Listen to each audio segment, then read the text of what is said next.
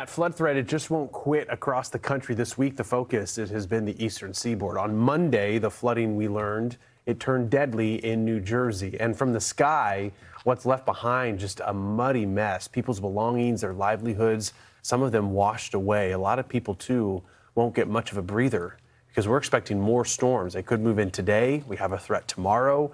Meteorologist Haley Meier is joining us this morning. She's been in Plainfield and North Plainfield at the Humane Society, I'm hearing, Haley. Yeah, Stephen, I mean, so many businesses, homes, you name it, have been impacted by these floods. We're at the local Humane Society here.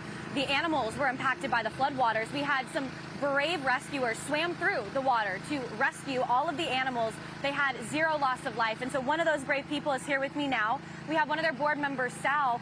And Sal, honestly, I just want to hand the reins over to you. Tell me what happened when you got here, where the floodwaters were. I mean, hearing your story is incredible. Thank you. Well, we parked across the street, a number of us, manager and assistant manager and the director, and a volunteer that his car was destroyed in the flood. We swam over, we got into the building, and the animals were knee-deep in water, some up to their chest. Wow. In the kennel, the outer kennel, the water breached the front of our building and breached the back of our building. Yeah. To the degree where we have 8 feet of water in the basement and about 6 inches on the first floor, the entire first floor. Unfortunately, or fortunately, we were able to save all the animals. Yeah. We put some of them in higher cages. We've moved some around, and thank God, by the grace of God today, there was no animal loss. Yeah, and that's amazing. I mean, how many animals? That's the point of us being here. There you go. And how many animals do you think you had in that moment? 80-ish. Wow, and there was only 4 of you, correct? Yes, I would say 80 roughly. Yeah. The staff, the board, the employees, all the volunteers have done incredible work for one purpose, and that's for the care and well-being of animals. Yeah, we love that. Can't ask for any more than that. Yeah. I can. Right. I could ask for more help from state and local and county governments for shelters, relief. They're man's best friend and woman. Yeah. Best friend. We need additional support. Mm-hmm. They're emotional supports for us. Yeah. Why aren't we for them? Yeah. Totally get it. And you were talking about how high the floodwaters got, and you still have some flooding. So we're going to walk into the building really quickly. Sure. We'll let our photog kind of lead the way here in a second, because it's a narrow passageway to get down. It is. Still pretty dangerous, too. I mean, you say that the floodwaters got to about a foot or so high in the first floor, right? Completely to the rafters in the basement. And then this is your basement door, and then Yes. we'll kind of let him take a peek here. But truly, We lost everything. Yeah. We lost thousands of pounds of food, all different supplies, all different cleaning products, blankets. and this, you were telling me, on the heels of Ida, you just came back from a very similar event. Which would you say was worse? I mean, is there comparisons to be drawn? Very similar.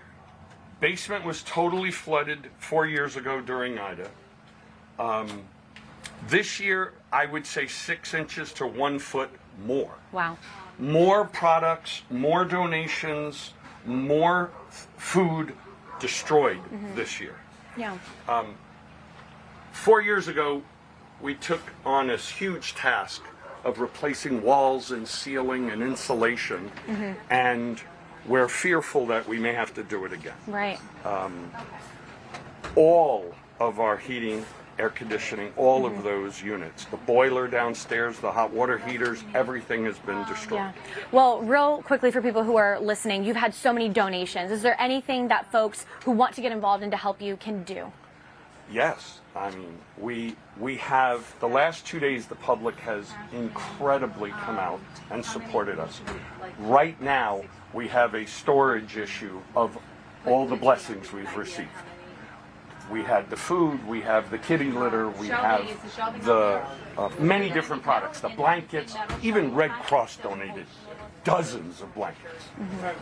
What we need now is monetary. Yeah. And the greater need is an angel that will allow us to build the building on our property here. We own, the 501c3 owns the property. And we would love to have a building and follow the floodplain, building it 4 feet high, no basement, above water, new facility to help as many animals as we can. Yeah.